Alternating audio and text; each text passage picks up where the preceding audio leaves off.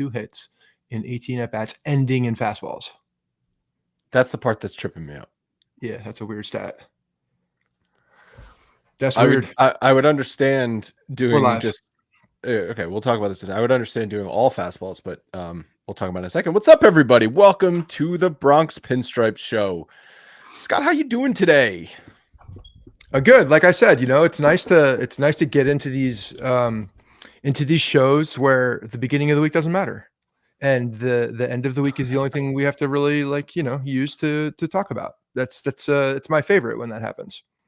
Are you just seeing me skip across the screen like I'm not like my connection is terrible? Are you guys seeing that as well, or is that just me looking at myself? Yes, we are seeing that. I'm seeing that. It looks like you're skipping. Can you hear me though? I can hear you good. Yeah. Why don't you just keep going? See if it figures itself out. At this point, cross your fingers. Yeah. So to your point, yeah, they struggled over the weekend against Tampa and then blew that Monday game, and then came. If not for that comeback win against the Padres last night on Wednesday, I feel like the tone would be very different. That was a much needed win. It was a much needed win in a close game, in a 1-run game. A much needed win in extra innings. A much needed situation for Devin Williams. Like, a lot of things happened in that game that kind of needed to happen for the tone of everything to feel a little bit better. Yeah, I agree. And real quick, you're probably gonna have to leave and come back in because I'm gonna throw up looking at you. It's like it's messing with my eyes. Do you have a lot of tabs open, Andrew? Could you Yeah, it sounds like maybe you have a memory issue. Okay, well, I'll start just closing tabs. There you go. And you tell me when all of a sudden. Okay.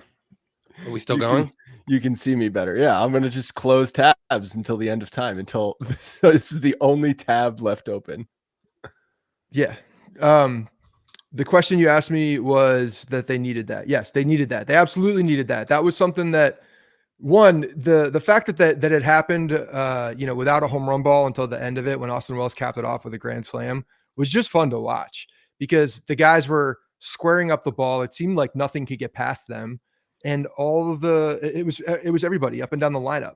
And I know we're going to talk about this game specifically because we have to talk about it because it is our game of the week as well. So maybe I should hold back some of this, but the way that it started was just a lot of fun. And yeah, Devin Williams, after again coming back, even not in a similar situation where he's closing the game out, almost happened again to him, but he got out of it. The airbender came back. Can't throw a fastball over the plate, but can throw a changeup over the plate. It is crazy how that thing comes out of his hand if you watch the slow motion. How the grip on it, he really does, I don't even know, he throws it like a frisbee almost. It's kind of wild how he throws it sideways out of his hand. It's just so much spin.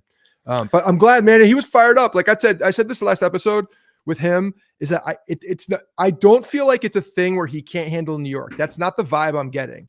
I'm getting the vibe of a guy who's very frustrated because of his struggles of what's happening on the mound, but nothing is telling me that he can't handle New York. And the way that he had that blow up and just emotions came out, I don't know. You can tell he wants it badly. Like, he wants to be in that moment. It feels like, and I'm glad he got out of it. And I'm glad he was able to kind of pump up the crowd, get behind him, because it was a big moment. And thankfully, because of that, the Yankees were able to, not go down in the game at that point and then come back and win it. I'm going to leave because this is not fixing it. So you guys talk amongst yourselves. I'll be back in a couple of minutes. Okay. So Logan, when you're seeing that, first of all, the grip, I want to talk about the grip real quick. The grip coming out of his hand is pretty wild because that fast, or the changeup, the way that it comes out is different, and it looks different than most guys choke the grip, and they're throwing it similar to a fastball. But the way that he throws it, trying to get my hand in camera, it comes across so far, almost like it is a different breaking ball, but it's a changeup because it is deeper in his hand. Yeah, they showed that really cool shot on Yes last night, really zooming in up on the grip, and I thought it was interesting. It definitely looked different than anything you've really ever seen. Yeah, and mostly you see the changeup. Yeah, he pronates. Yeah, that's right. Like he's got a different. Jason saying in the comments that he pronates, and that's the way that he basically turns his arm, his elbow, like everything around there. It just comes out of his hand differently, and it's really interesting. You're better. There you go. I don't Am have I to throw better? up looking at you. Well, I was good. If it didn't work, I was going to be pissed because I closed out everything I was working on. So now I have to go find it again. It's going to take me 45 minutes after this call to pick back Well, up just so where I you know, was you should in do work. that before every time we do live stream, as I do. Close out all of my tabs, save them because you can do that, and then go back into them. You don't have to find them again. You can save them. I think it was actually all the applications I had open. I had like 17 Excel spreadsheets open. Well, shame on you. So what did you guys talk about while I was gone? We were talking more about the grip and how it was interesting. And Jason in the comments talking about how Devin Williams pronates, which is a fun term to talk about when pitchers are using their mechanics in a way that looks different.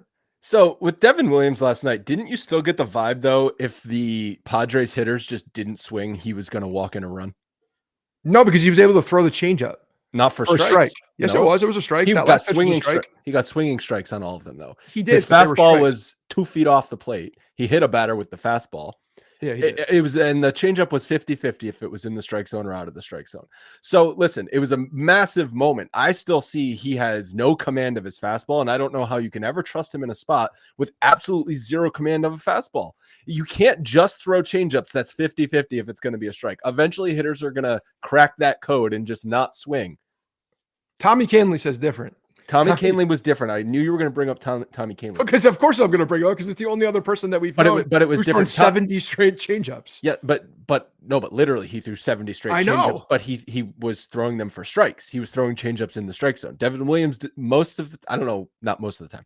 It feels like half the time Devin Williams' changeup is out of the strike zone down, which is where a changeup should be, by the way.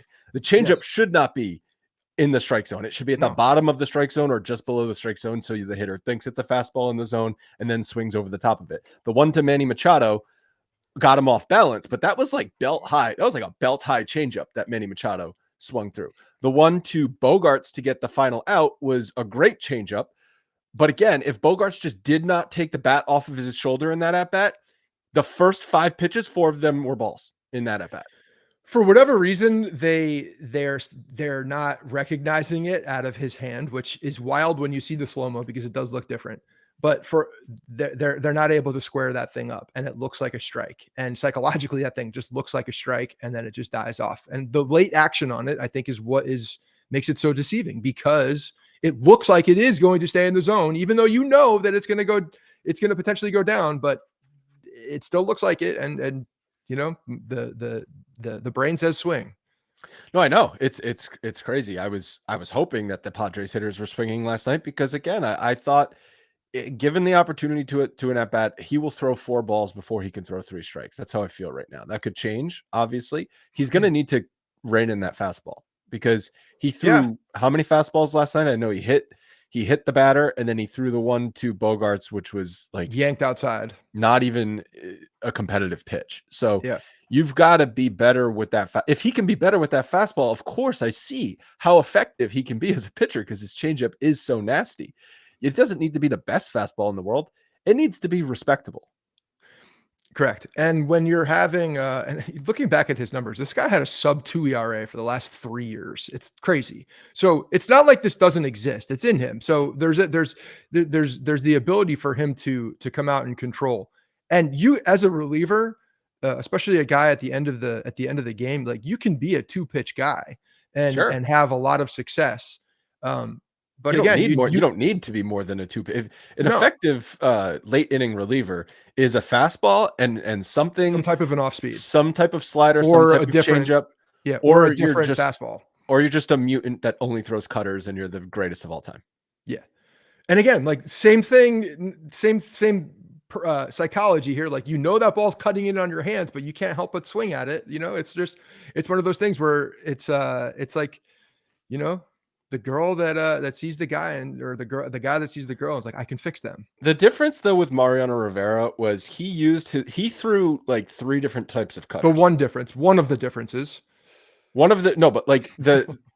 so people were like, oh, 1-pitch pitcher. Yes, it was all labeled a cutter, but I bet if Mariano Rivera pitched in the StatCast era, they would have different terminology for his cutters because the cutter, he would throw the cutter in on lefty's hands, which was like his money pitch, just jam left-handed hitters, break bats left and right.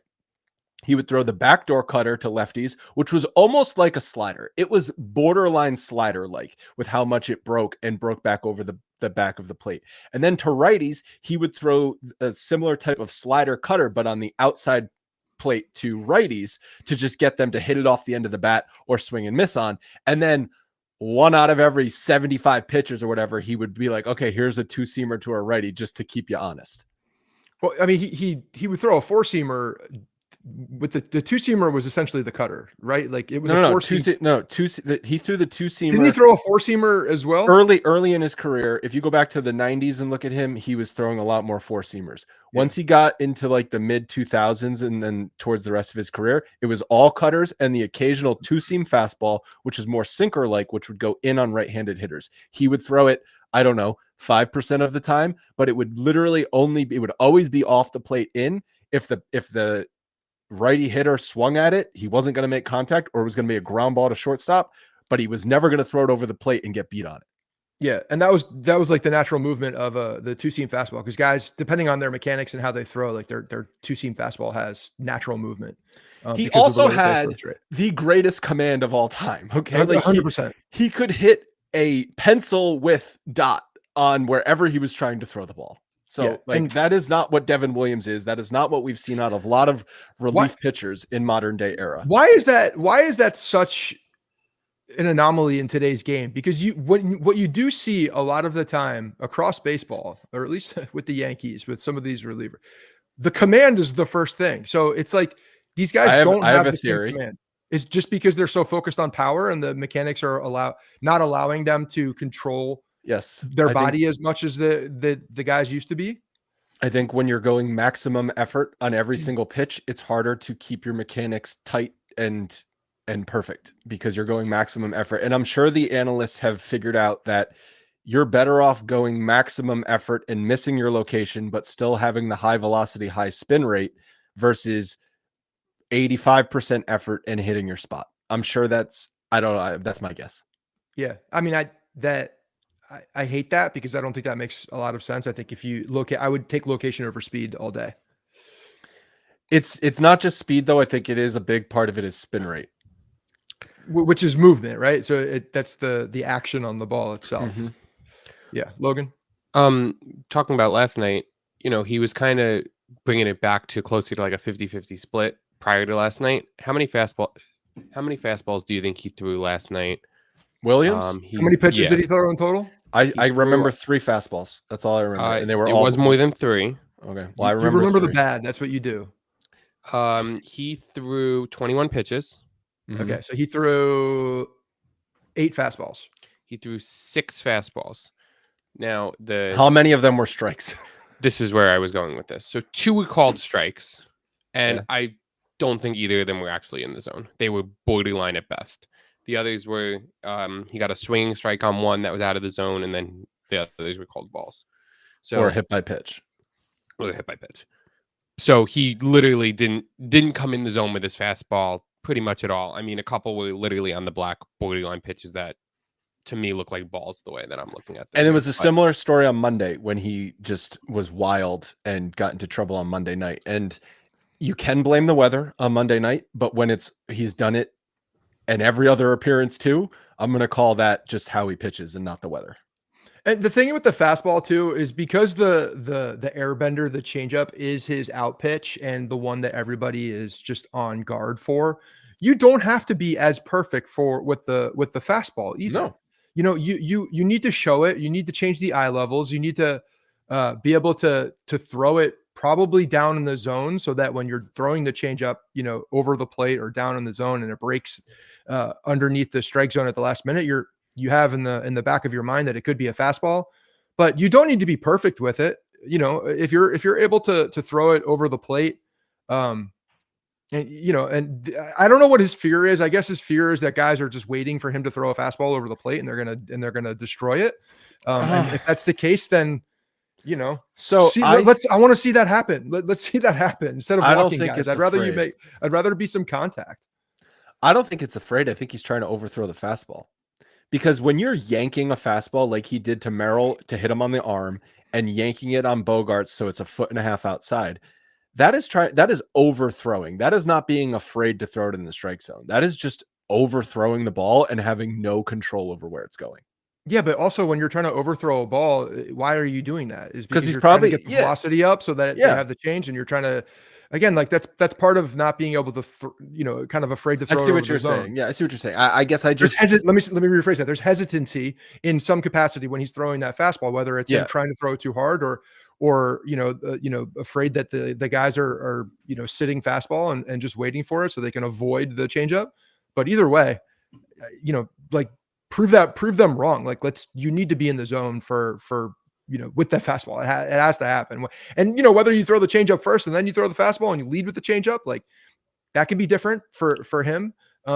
Whereas most guys lead with the fastball and establish a strike zone, but you got to establish the strike zone or else you're not going to get respected. Not that it matters because obviously you have a good changeup. It doesn't matter, but his fastball is, I would say, on par with his career averages, like velocity wise.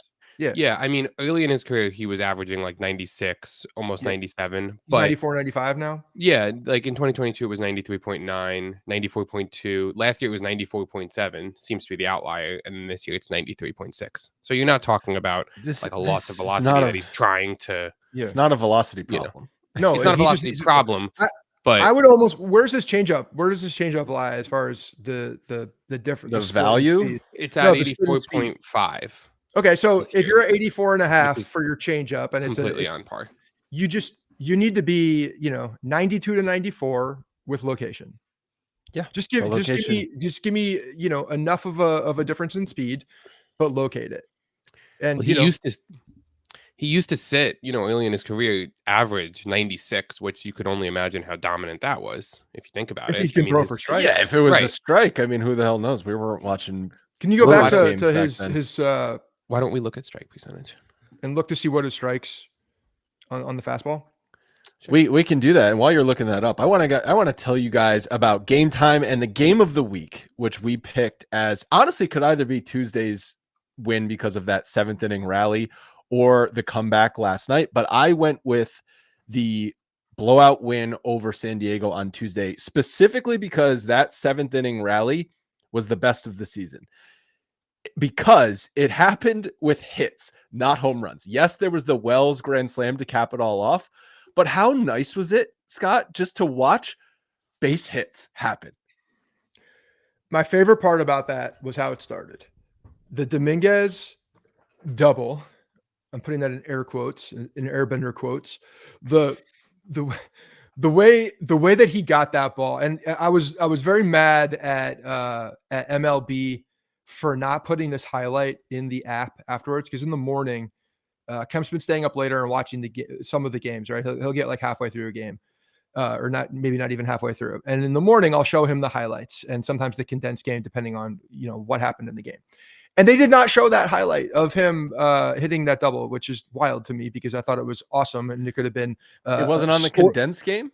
No, it was not. The condensed game is like 12 minutes long at this point. You can't show. They didn't include that one. Yeah, they didn't include that because to me that was like that started it off, and the momentum and like the energy came from Jason Dominguez. And last week I was talking about like I don't see there's something missing for him, and it's an emotional thing.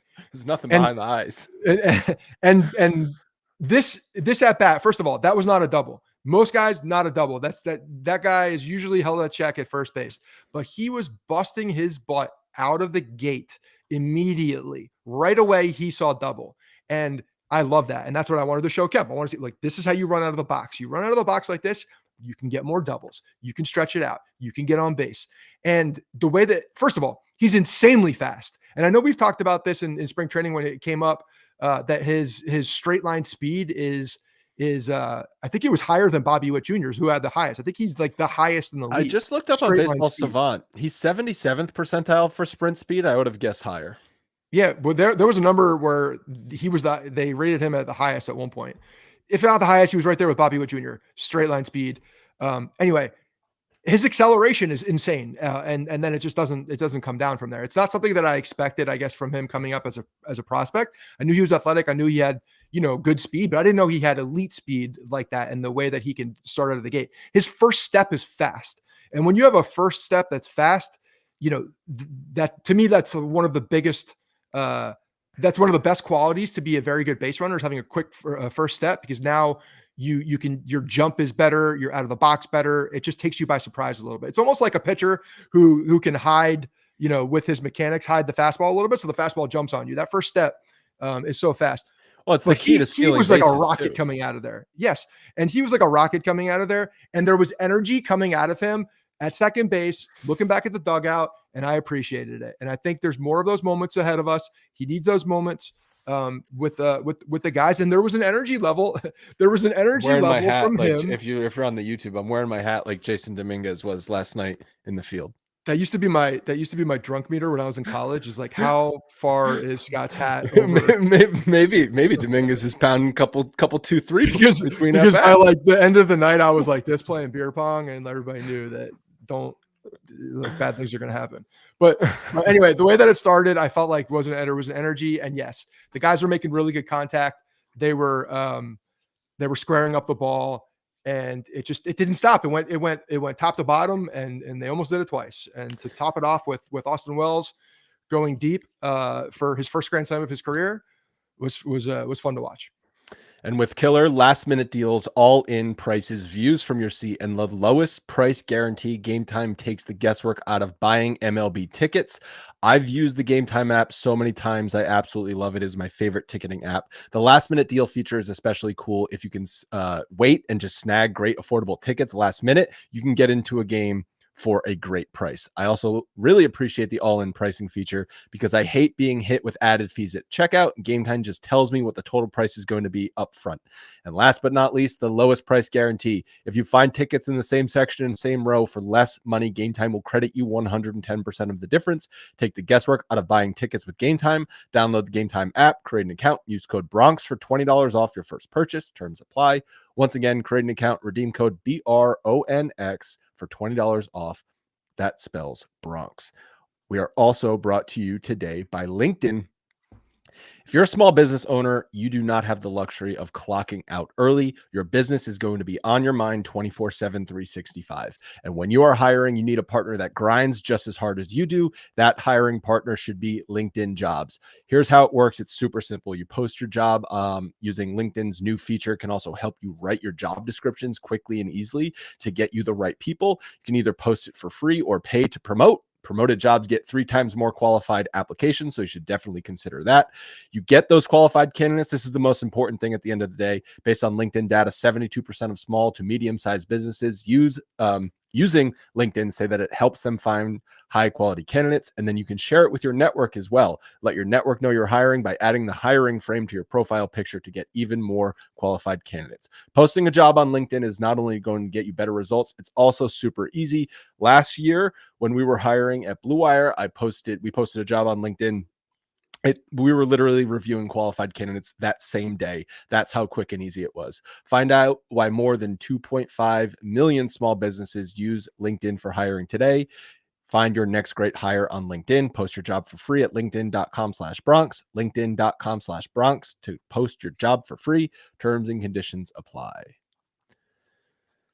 So let's go through the San Diego series a bit more before we backtrack to the Tampa series. That loss on Monday was really tough. I mean, the weather, I'm surprised they even played it. I guess because it was looking crappy the next day too. They ended up playing fine on Tuesday, but the weather was awful. It was literally pouring rain all day. And then they started it late, and then they had a rain delay in the middle, and Rodon goes back out there. You rarely see that, where a pitcher has to sit down and then go back out after a delay. I forget how long the delay was, about 30 minutes, right? Especially from the Yankees, you don't see it. You definitely don't see. Well, I think they had no choice. Like, I feel like at this point, they're like, Fried and Rodon, like, those are our only 2 workhorse started pitchers. We cannot just cut a Rodon or a Fried start short and try and make up with the bullpen. We don't have that luxury right now. Rodon coming back out was just like a signal for me that obviously the obvious signal being the success that we're seeing now over the last 4 starts, because that's 4 starts, count it, 4 starts in a row for Carlos Rodon. Ever since we were talking like a lot of shit about him, immediately he responded, which I appreciate.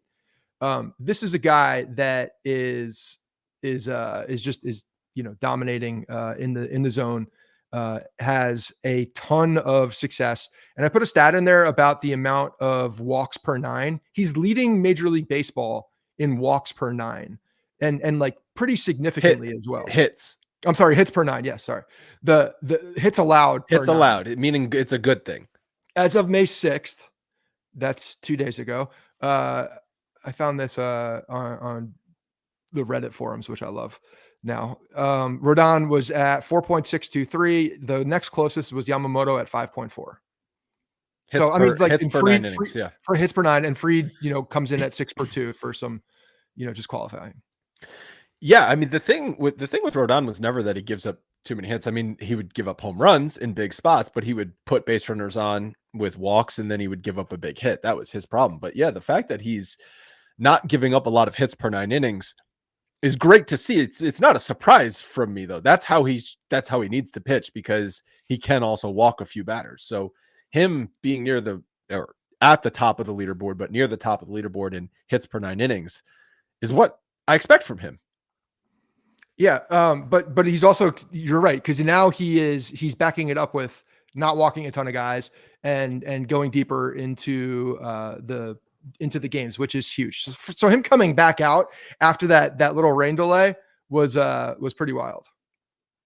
Yeah, it was great, because when you look at this rotation right now, Fried and Rodon, they are carrying their weight, but they have to continue carrying their weight because the Yankees are oftentimes not competitive in the other games because the other starting pitchers have ERAs north of 5. They have to. And when we saw that Carrasco was actually DFA'd, I was very surprised to see Me that. too.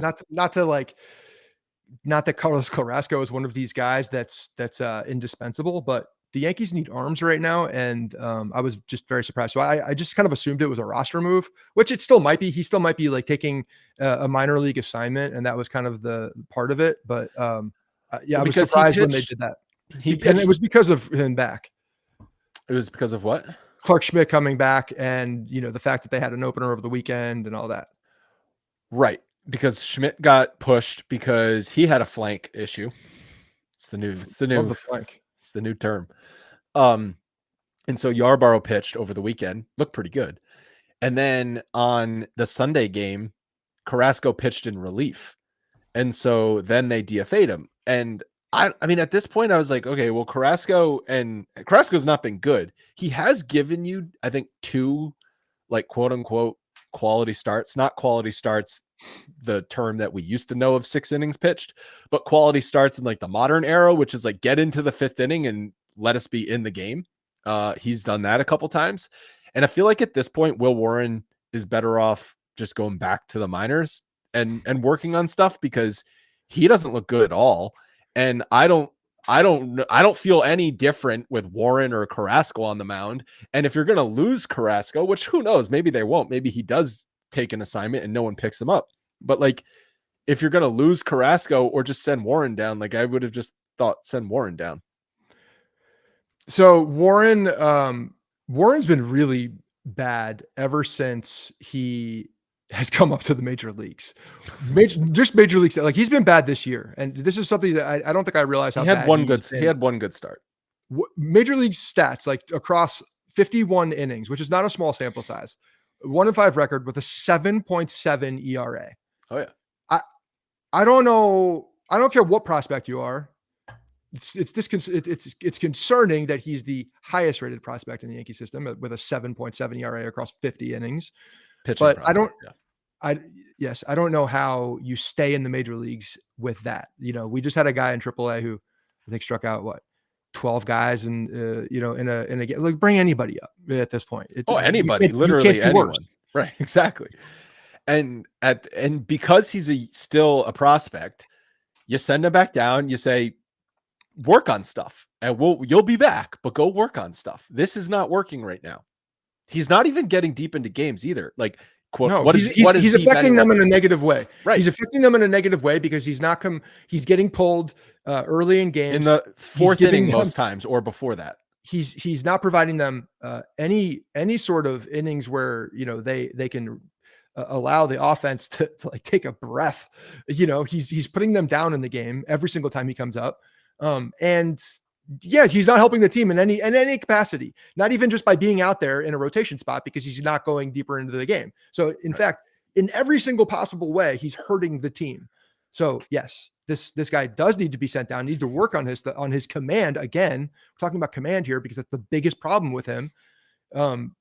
If you're throwing 94 miles per hour or 95 miles per hour, he doesn't have like a live fastball, but you got to be able to locate your pitches. You can't be, a major league pitcher if in today's world where you're throwing at a much lower velocity and you can't control the strike zone. It's a bad combination. So then why do you think they chose to, because Warren started on Sunday's game and Carrasco pitched in relief that game. So why did they choose to DFA Carrasco instead of just sending Warren down?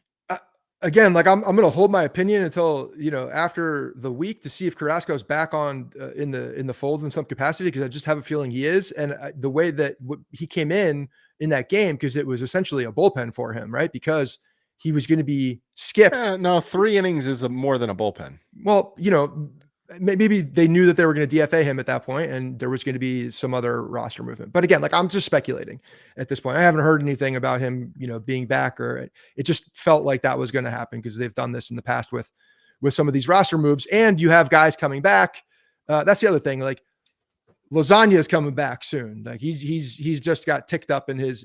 But rehab. he's a 1 inning guy. Like but you need it's a roster spot. You're looking at roster spots here, and when you have a guy like Yarborough out there, maybe there's an opportunity where he starts to get stretched out more, and they're going to put him in the rotation. They also they're rehabbing Johnny Lasagna to be like a multiple inning like Chad Green. Like no, their thought, I think, is we're gonna do him for 2 innings. Their thought is it's going to work. We're not going to pitch him on back-to-backs. Guys, so maybe that'll keep him from getting. I've got bad news for everybody. Their thought is I can fix him. It's going to work this time. Exactly. I've got bad news for everyone on Johnny Lasagna. He's not going to stay healthy. So he's very good. He just needs to stay healthy. So, do that. Yeah. It's funny how some guys, they're like, let's make them throw more to stay healthy. And then most other people were like, don't let him throw too much to stay healthy. So how do you make that determination, between the relievers and the starters, and throwing too much and not throwing too much, and pitch count and day off in 1 inning? The nerds and the doctors have some algorithm that they're throwing at this. Honestly, I'm not sure anyone in the Yankees training staff, doctor staff has ever gone to medical school. Because like you get reports when Jazz is going. Did we talk about Jazz last week? I forget. Did that news happen? We touched on him. No, we didn't really get into it. I mean, yeah. So it's like he goes out of the game in Baltimore and they call it a flank, which we'd never heard before. And then he's like, "Oh, I'm fine. I'm going to be fine." And then 2 days later, they're like, "It's got 3 high grade tears. He's out probably 6 weeks." How do you go from probably going to be fine, it's just a flank, to 3 high grade tears in the oblique? Like, who was the initial person that evaluated him, and how were they so wrong? I think it's mostly, them actually coming out too soon with what a prognosis is, rather than actually where have waiting. we ever heard that happen? Waiting to get some reports and such. I think that's a big difference. No, that was him. He thought that. He said it. I'll be back in a few days. Yeah, but he didn't have any. He was guessing. He was guessing. Okay, he fine. He said, "Okay, I know my body. I'll be back in a few days." Well, I'm sure, saw a trainer after he came out of the game, and I'm sure if they gave him any indication, you might have some tears in your oblique. You can't tell if you how have would they tears know in your that? oblique at that point. Yeah, it I feels don't like know. a tear and a strain are one and the same. It could feel the same exact thing. You're telling me if he's like lifting his arm, I'm like, as much of a doctor as they are. Ow. Exactly. That's my point. Yeah, it could be. Yes, it could feel very, very similar, but it could just feel sore. You guys know how he was sitting there. He's sitting there. I'm good. No, it doesn't hurt. Yeah. I'm good. And do you know what the I'm funny good. thing about Jazz was? I remember saying this in our text chain, Scott. So he's just swinging out of his shoes the entire season. He's had a few home runs, but he's striking out way too much. He's just swinging out of his shoes. He swings and misses at a pitch, tears his oblique in 3 places, And then the best swing he has all season is when his side is completely ruptured and he has to cut down on his swing and he ropes a ball down the line. Hey, Jazz, when you come back, maybe use that as a sign to just cut down on your swing and make contact, because you've got pop in that bat naturally. You don't need to swing for the fences every single pitch. Just make contact and you'll be a quality hitter. I know there was speculation about this with Stanton and the potential usage of a different type of bat and how it affected his elbows, but the weight distribution on those torpedo bats, I'm wondering, over time, how much that can affect, the muscular makeup of your core and your body in how the impact is on the swing. Interesting. I definitely think it's a factor. I would say for Stanton, whose elbows were messed up last year, maybe it's a bit more than Jazz, which I do believe he just probably tweaked something on a bad swing. Like, I think we've seen that happen many times in baseball.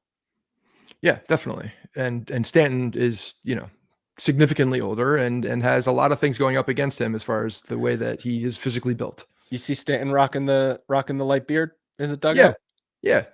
He's celebrating it. I'm cool with that. He earned it last year. He earned it in October. He did.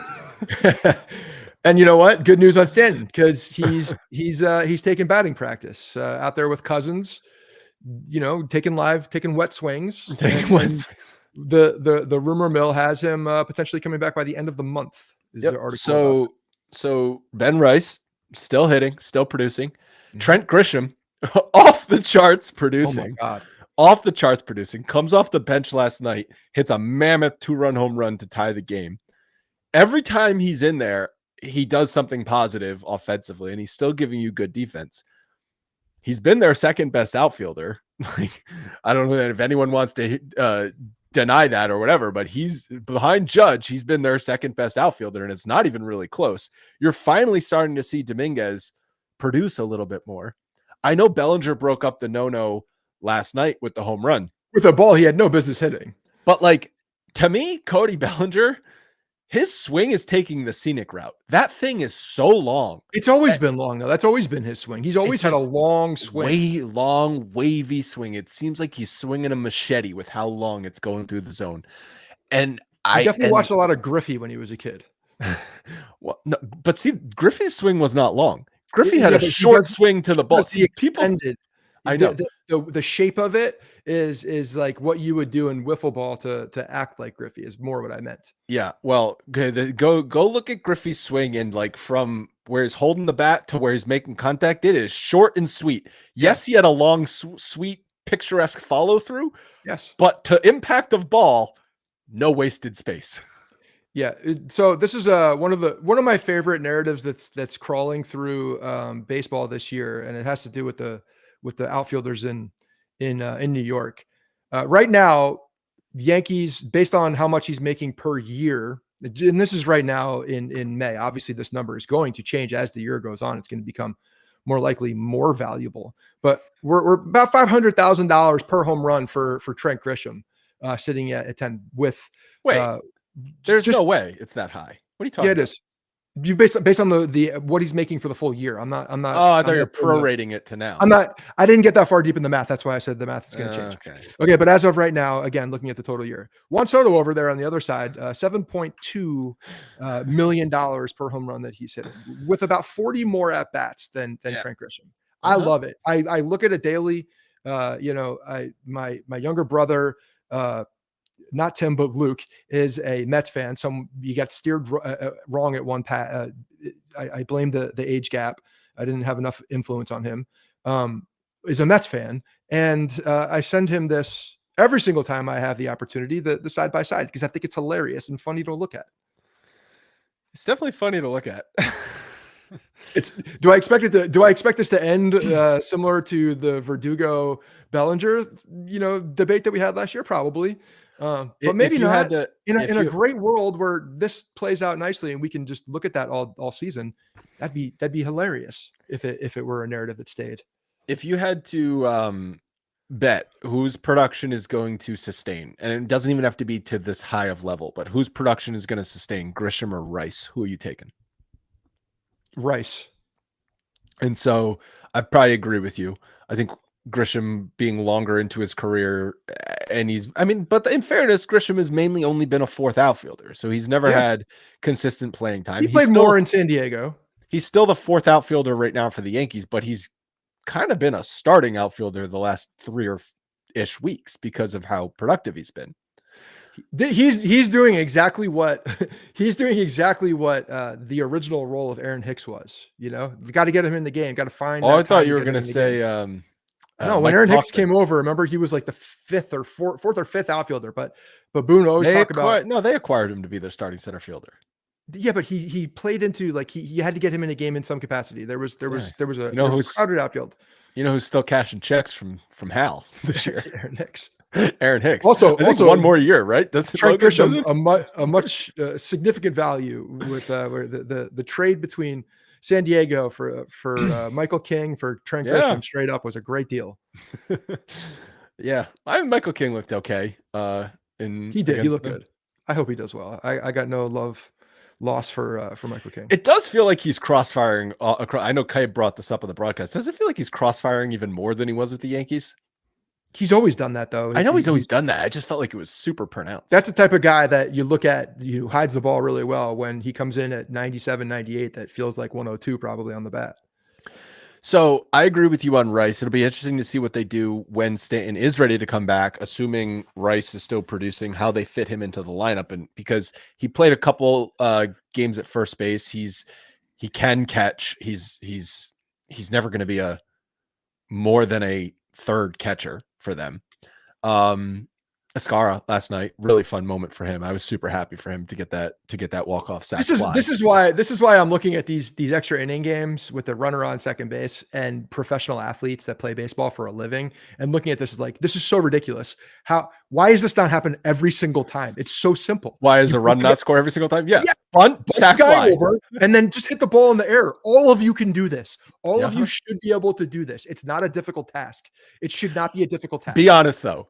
When you saw Oswaldo squaring to bunt 30 seconds too early, weren't you like, oh no?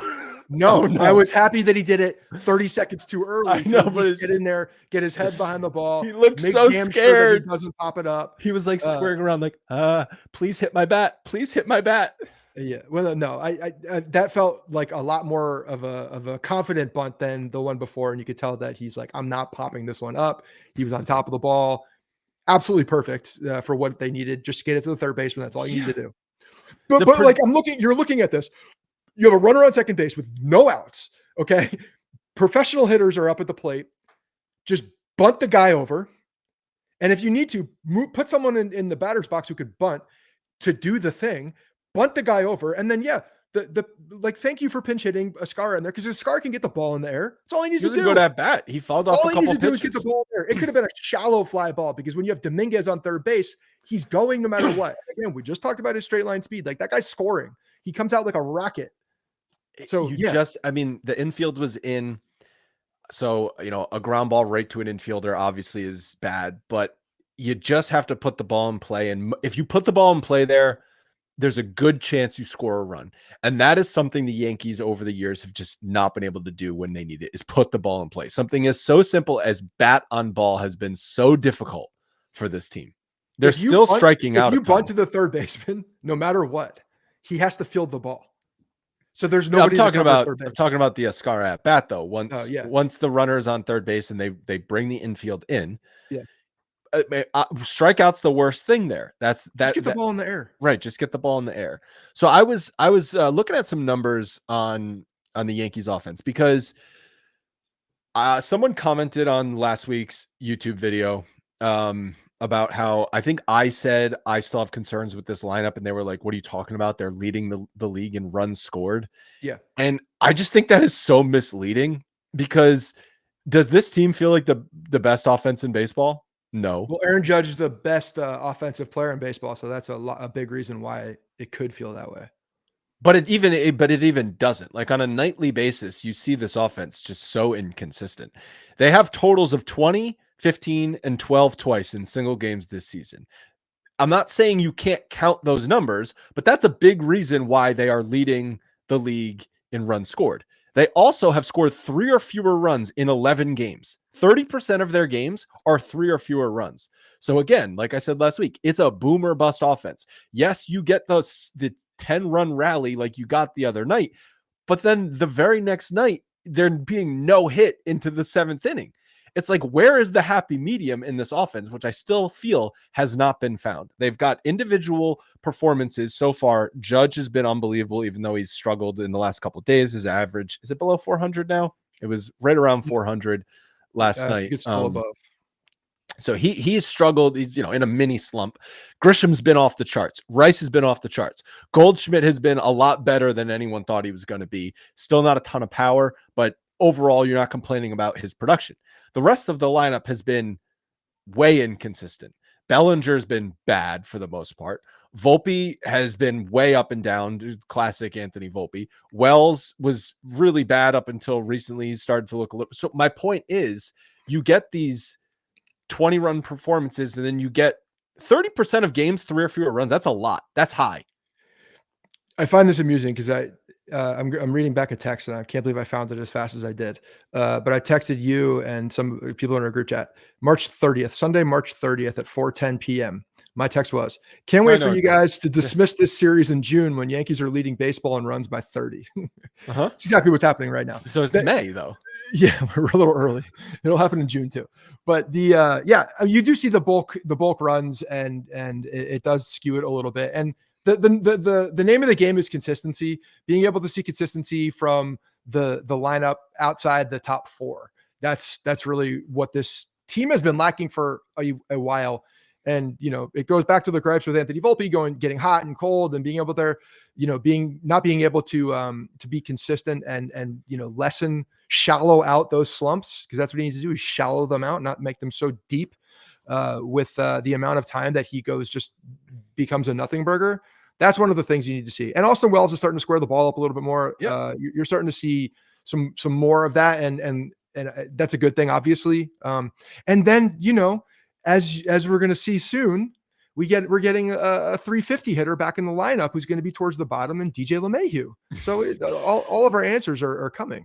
The answers to our prayers. I was looking up Anthony Volpe's Baseball Savant page yesterday because I forget why I was looking there. But it's all over the map, first of all, which is not surprising for his inconsistency. The thing that stuck out to me, did you realize he's bottom 26th percentile in outs above average and bottom 31st percentile in arm strength? So defensive metrics, he's in the bottom third of the league. Well, the arm strength has always been a thing. So, but outs above average is range, basically. Yeah. So like but those we've talked about this 100 times. You can't look at defensive metrics a month into the season. Well, he's made a few key errors. He made the error on Saturday's game, which pissed me off because he dives to that ball in Saturday's game and acts like he was just in the trenches of World War I and got shot in the shoulder. Okay. It's like, oh my God, he's going to need surgery. That's how he acted. Well, 2 minutes later, he did it immediately too. It's not like he acted like after he got up, like you could see that something hurt. Right.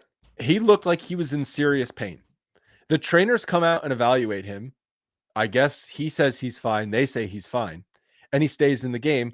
And then he makes the error 2 batters later or batter later, which cost them the game. First of all, Volpe has made a lot of errors this season in key spots, which have hurt them. He made one in Cleveland, which actually wasn't ruled an error, but I think should have been an error. And then he made this one. Both of those outright cost the Yankees the game. Okay. With poor fielding. But when you act that injured on the field, I think you need to just be removed from the field no matter what. Because are you telling me that you've never, for precaution, you've never gotten hurt? You've never done something where immediately you're like, oh my God, I think I did something really bad. And then like a couple minutes later, you're like, all right, no, you can walk. It's called, just being able to walk something off, where that's kind of the term of yes, exactly the scenario. It feels like something is worse in the moment. And then you realize, oh, thankfully it's not. It's getting better like pretty quick. Like that does happen a lot. It does. Do you know what especially the difference? If you jam something or if you like extend it too much? Well, he said he felt the shoulder pop. It did look like that. But then they did an MRI and there was no pop. Nothing torn, nothing. Maybe he's nothing just got abnormal. ligaments that don't show pop. Do you know what the difference between me injuring myself and feeling like I'm going to die and Anthony Volpe playing shortstop at Yankee Stadium, diving and acting like he's going to die? He's at Yankee 10 years. Stadium in a baseball game and they could bring someone else in. All I'm doing is standing up and continuing to play with Harrison in my backyard. Yeah, but Okay? again, like you're not gonna when you walk up when something happens like that and you're able to stay in the game, you stay in the game. That's just Well, what happens. Then he made an error. You'd be bitching at a guy who gets out of the game and then the MRI everything comes back and says he's fine too. So, Not when he acted like, okay, listen, if you just dive and whatever and get up and you're like going like this a little bit, okay, yes, that happens all the time. He dove for the ball, it clanged off of his glove. He didn't even attempt to get up to go for the ball. He immediately grabbed his shoulder and put his head down. To me, that says serious injury. And obviously he just felt it in the moment. And then a minute later, the pain wore off. Like, I get that happens. Yes, that happens in the human body all the time. I just think from a training staff perspective, from a coaching perspective, when you see a player react that much, I feel like you got to take him out of the game. Well, maybe that's a different, to me, that's a different conversation. That's more of a philosophical piece where as a training staff, you're looking at something like that and then precautionary taking someone out, but they didn't feel like they needed to do that. So, it is what it is. And that was the game. Also, Judge came up in a big spot and he had already hit, I believe, a home run early in the game. And I think he had 2 hits to that point in the game. It's unfair to be like, okay, Judge, you got to come through again here. But I'm saying, Judge, you got to come through here again. Of course you do, because you see him up in the box, and that's the guy that you want up in the box. So, and unfortunately, you're looking at a moment where he normally does come through and then just doesn't. And it's hard to criticize anything that he does right now. He dropped the ball last night too, took his eye off the ball, thought he was closer to the wall. 3 strikeouts and dropped ball. Where have I seen that before? Okay. Yeah. The Yankees are now 8-0 in Max Fried starts, 13-16 in all other games. What do you make of that? That their pitching is a problem. Their starting pitching is a problem. When you look at, you could look at the Carlos Rodon games in the last 4 outings that he's had as well, and kind of lump that in there. And I know they should have won the last one, but you're getting very good starts from 2 guys right now, which is a good thing. And Clark Schmidt, to his credit, I think pitched well, gutted through and got deeper into the game than I was expecting him to get. And so, if he continues to evolve and get into the season and staying healthy, I expect him to be that 3rd guy that you're gonna get 5+ innings from, and that's a good thing. If you're getting that from 3 people at this point, like understanding what the attrition that they have gone through on the starting rotation, I'll take that. Well, and someone's going to need. Hopefully, Luis Gil is able to continue back and come back to this team at some point, around All-Star break. Someone's going to need to start pitching a little bit better, because this is how baseball goes. Max Fried right now, they're 8-0 in his starts, and he's got a 1 ERA. He'll go through a rough stretch. Everyone goes through a rough stretch. So if you don't get any better performances out of any of your other games, which are 3 games below 500 in, and then you start to lose some of these Max Fried games, the season starts to look a lot different. I'm not thinking Max Fried is going to go into a tailspin and suck for 2 straight months. But what happens if he goes into a 3-week stretch where he's struggling and just doesn't have it, right? And you go 1-4 in those games, and you're also 3 games below 500 in everyone else's games. Like, it starts to pile up and look a lot different. They need to find somebody else in this rotation to pitch okay. He doesn't need to be Max Fried or even what we've seen from Carlos Rodon. Clark Schmidt, just go out there and give us what you gave the other night. 5+ innings, 2 or 3 runs. Just do that. And that's what we're getting. And I think at this point, that's certainly what he's capable of. He's absolutely got the ability that to should do be that baseline. on a week. That should be baseline. But that's but again, like you're looking at what a qualify or what a quality start is, and you're looking at him as a number 3 guy in this rotation at this point, and that is what you get from a guy like that. That's not a baseline. That's what you get. Clark, but I mean, 5 innings, 3 runs is what, a 4 ERA, 4.5 ERA. It's this was from a number 3, number 4 guy. Yeah. I mean, going into the season, he was Look across the league. That's what you're getting. going into the season. We were like, Clark Schmidt's going to be their number 5. I know. Well, the season has trended in a different direction with the health of starting pitching. And even looking into last year, like we all know how Luis Hill came out of the gate. I mean, he acted like Garrett Cole, while Garrett Cole was he acted was like not Max there. Fried's pitching right He now. acted like Max Fried. So the last 2 seasons, the Yankees have had a guy, whether he's supposed to do it or not, come out of the gate really hot and give the Yankees an opportunity for a ton of wins. And Luis Hill was that guy last year. Max Fried's this guy this year. But Garrett Cole is not coming back, obviously. Not that he came back and was like vintage Garrett Cole, but hopefully Luis Hill can come back and be the guy that we expect and again like compete for those innings as a number 3 with upside of a number 2 guy, and you're looking at him getting 5-6 innings an outing, and now you have him and Schmidt. But again, we're far off from that right now, so someone else does have to step up. Do you know what I liked from Max Fried last night? Remember when he gave up the home run to Merrill? It was like a hanging curveball. Yeah, Merrill looks really good, by the way. That kid looks freaking good. Really good. And the comparison to Freddie Freeman's batting stance is like spot on. Did you see that? No, I didn't. Did you see the side by? They did a side by side. Apparently, Merrill's like modeling after Freddie Freeman. I'm like, that's smart. Yeah, he doesn't do the bat as much as Fried. Not as much, Freeman but does. The positioning of his hands and his like how he's crouched almost identical. Yeah, and obviously Freddie Freeman's one of the best players in the game. But Fried hangs the curveball. You love Freddie Freeman. I'm just saying, you do. You have a thing for. You have like it gets a little weird sometimes. But in fairness, I've had it for years. I know you have. It was before he. It was when he was still in Atlanta, and I said, "Get me Freddie Freeman on the free agent market." Yeah, your man crush goes deep. So this is not just a "What have you done for me lately?" or "What have you done against us lately?" thing. What was I saying? Fried threw up his glove in disgust. He was like, "Yes, he knew he hung it immediately. What a shit awful pitch that I just made," and he blasted it. He was just like, "I'm not doing that again." Yeah. That's all you're getting. And that man learns from his mistakes. Yes, I've said this probably every episode. I love Max Fried. I love his composure. I love his demeanor. I love the way that he pitches. The fact that he's got an arsenal. I love everything about him. I love.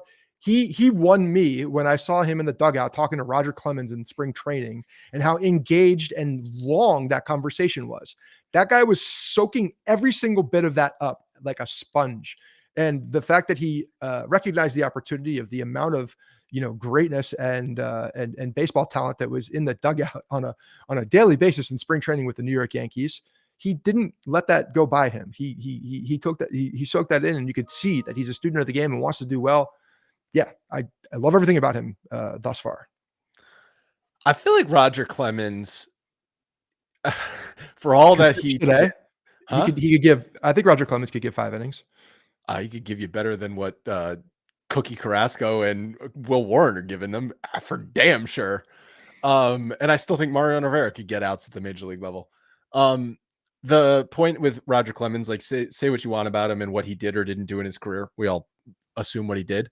Just the pitching mentality, I think, applies still. Yeah. And like that influence over current players, which I feel like there's far and few between that have that type of mentality on the mound or on the baseball field. Like it's hard to find that intensity in today's game. And I feel like if you can get that, that's such an edge over the rest. You don't necessarily need the same intensity that he has, but it's more about like the competitive spirit, because that competitive spirit can come out in different ways. And for him, it was rage. But for some guys like Max Fried, you see a much more calm, collected, cool demeanor. But immediately when he hung a pitch and knew he hung a pitch, I mean, I feel like he was in disgust even before Merrill hit that ball, because he knew damn well halfway to the plate, he knew that ball was gone. So he's a guy that expects greatness on every pitch. Garrett Cole to an extent has that as well. Like these guys are perfectionists, and their competitiveness is unmatched. And I will give credit where credit is due. When recently, and it shows in different ways, and I think it's you have to be able to bottle that up. But Rodon has been doing that as well in a more focused capacity since the San Fran start. which is good. He because hung does the have two balls. He's got that competitiveness in him. It's a matter of like sometimes he lets it get to him, and then it's too much, and he's not able to contain it. And I think can't control he's it. Been very good at being able to bottle that up and use it for good and Mhm. not evil. So just continuing some of these stats that I pulled and you pulled on the offense. So the Yankees, like 3 or fewer runs in 30% of their games. It's just way too much boom or bust. They are the 4th worst in baseball running value among the 30 teams, which is base running value. And it's not helped by the fact that they struggle to move runners over. They're striking out 23% of the time, 8th worst in Major League Baseball, which is why what you saw last night with the bunt and the sac fly was so nice, because it's such a departure from what they normally are. Then you pulled some numbers on the Yankees are really crushing fastballs.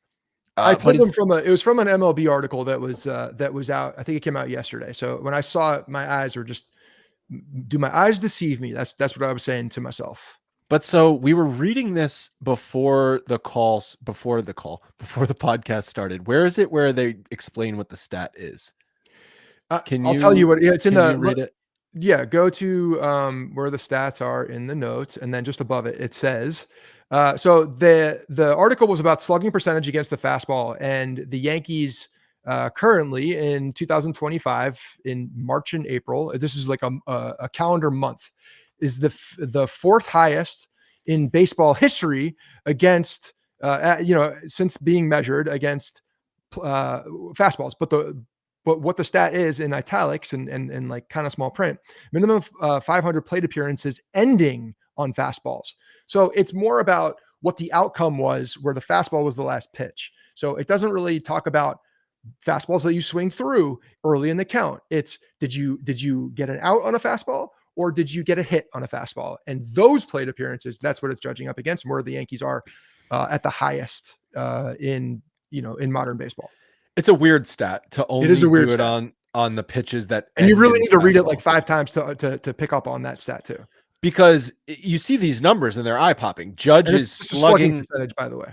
Judge is slugging 1,000 on fastballs. Okay, a good OPS, which is on base plus slugging, is 800. He's slugging 1,000 on fastballs. Ben Rice 745, Trent Grisham 731, Anthony Volpe, which is shocking, 657, Austin Wells 614. The reason I say Anthony Volpe is shocking at 657 is because I don't think he can hit a fastball. He hasn't been able to hit a fastball all year. It seems like that the eye test is looking at you like this guy's swinging through fastballs. Yeah, there are pitchers coming in here and throwing him 4 straight fastballs, a little bit up in the zone, knowing that this guy can't catch up to the fastball. We've talked about this, him cheating out in front. Paul O'Neill has talked about this on the broadcast about cheating out front and selling out for the fastball because he's been late on the pitches. So right. Yes, but here's the part that is, convenient for writing this article. Aaron Judge feasts on fastballs, no doubt about it. You come over the zone with a fastball to Aaron Judge, you're going to get hurt. Like, it's going to happen. And I think one of the stats in here as well, in the article, if you read the article, it talks about the at-bat control, the strike zone control, and how the Yankees are also laying off speed. And that's a thing, the off speed out of the zone. That to me is the other side of this. The fact that their plate discipline is very good right now too is a big piece of this, because now if your plate discipline is at a high level and you're spitting on the off speed that look like they're a strike, but they're out of the zone, and you're just sitting on fastballs and basically waiting for the pitcher to come to you, you are now dictating that at bat and you're making them pay. And when you're ending the at bat in a fastball, if it's positive, obviously that's a good thing, because you're seeking that fastball and you're doing damage to it. So, yeah, I when you talk through it, you're like, okay, yep, that all makes sense, and I understand. I just feel like it's a little convenient in cherry picking, only looking at basically the last fastball that you see, and not the 2 or 3 fastballs you see leading up to it. I'd be curious to see how Volpe ranks, and how they all rank specifically, but specifically Volpe, on how he ranks on all fastballs that he's swinging at or seeing in an at bat, because it does not feel like he can hit a fastball still. He's shown flashes, and he's run into more home runs this year than he did to this point last year. So his slugging percentage just overall is up.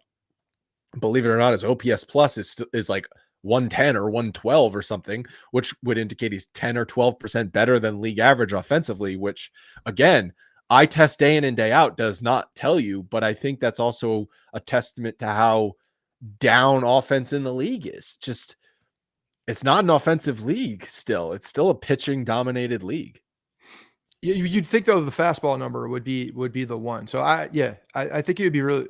I want to look this up. The comparison between plate appearances ending in a fastball and just straight up what they look like against the fastball. That'll be a good number to look at. You mentioned DJ probably going to be activated this weekend. Yeah, he's coming back, baby. Going to play second base, which I guess that cortisone shot worked. Preemptive, like that's a man that knows his body. Got to get ahead of that shit. Okay. No, he needs like a little, you know, how there's like an EpiPen when you carry around a cortisone, like a little cortisone EpiPen. So you just like, oh, you feel it coming, just pop like a 1/10 dosage in there, or like dilute it a little bit so that he can hit it a little harder. Yeah. And just make sure that it doesn't get to that point where his body is permanently on ice and heat. It's just alternating permanently between ice and heat. Yeah, he just has a trainer walking next to him. You always sit. That guy in the glasses just sits next to him every time he comes in, and just tax him with a little EpiPen. I like it. I think it's a good solution. I don't know why they don't do that. just microdosing cortisone. I might be onto something here. This is where you might be onto something. They're microdosing a lot of other things. Why not microdose? It's the new greenies. It's just microdosing cortisone to not feel anything. Yeah. I like that's funny. That's really good. All right. Anything else you want to talk about? I'm excited to see him come back. They're going on the road. I can't wait for DJ to come back, man. You know how much I love DJ. I think a lot of people love DJ. They just don't. They're just like holding their breath to see what happens. Of course. Do you blame them? No, but I'm hopeful because that's what I am. I'm hopeful. I see the glass half full. The fact that they said he's playing second base, right? Which coming into the season, if all things were equal and he was healthy, he was going to be playing third. But he's not. Here's an interesting question. Say do you think they're keeping him at second because they think that's going to keep him healthier, or because Jazz is out right now? I think it's because of Jazz out and they're going to give him the consistency, but again, he's not going to be playing every day. Right. So I don't know. We'll see how they manage this and how it progresses. Because to me, him at third base just feels like a better position for him. There's less range, more reaction. Like he can make all the throws. He's very, fundamentally sound. Whereas you get more athletic at second base with a Peraza or a Cabrera. When Jazz comes back, if DJ is actually staying on the field and doing okay at second, and they're like, we don't want to mess with this, maybe do you think they put Jazz back at third?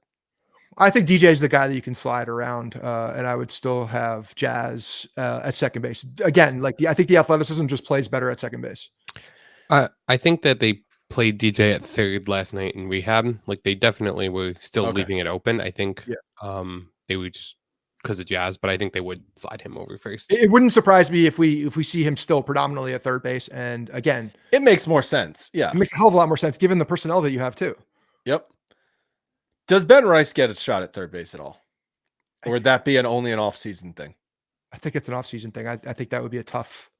I mean, look, if you can catch the glaring spot though. If you catch and you can play third base, if you can play first base, you see a lot of those guys that have played third base. So you agree that's the glaring spot. Translate. Yeah, of course it is. No, but that's like the one spot. But that's like the one spot right now in the short term where you're like, that's the only logical place to put him because Goldschmidt's producing. You're never going to put him at catcher consistently, and you don't have a spot for him in the outfield. The only other thing that's out there is third base. He's never played third base in his career. I'm just saying he's caught and played first.